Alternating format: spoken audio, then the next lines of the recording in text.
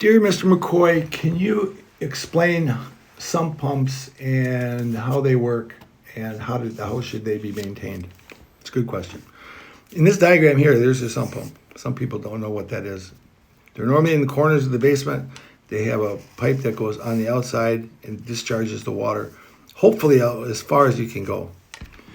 If your sump pump is discharging 3 feet away, you need to put an extension on it and get that away from the house. The further you can get sump pump water away from the house or downspouts, the better. There's no limit. It should be minimum of 10 feet, but the further the better.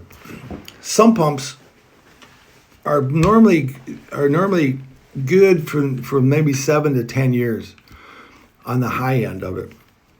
I hope that everybody would consider getting a backup battery sump pump. If the power goes out, which is the most common calls we'll get during big storms, we got water in our basement, and one of our first questions is did your electricity go out? Because if your sump pump is not pumping it up, this becomes nothing but a hole in the ground that wants to fill up with water.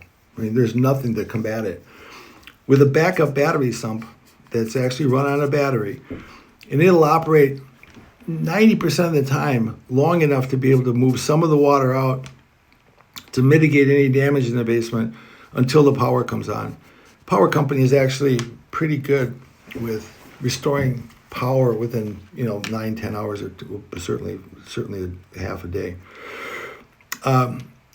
Sump pumps are designed also, there's a float on the sump pump. I don't know if this diagram shows it. And that sump pump float is when water builds up, goes on the inside, and it comes into this drain towel, and it fills up. I probably should have used blue, got green water. And it rises up. This float moves up and triggers a switch that allows water to pump out and pumps it back down to the bottom again. And again, water fills up, goes out, pumps out. That's why sump pumps are always going on and off. People are irritated by that. And sometimes they'll go and say, I don't want it to go off that often. And they'll adjust this float so it won't go off until it goes up really high, which means that there's always some water in the sump pump.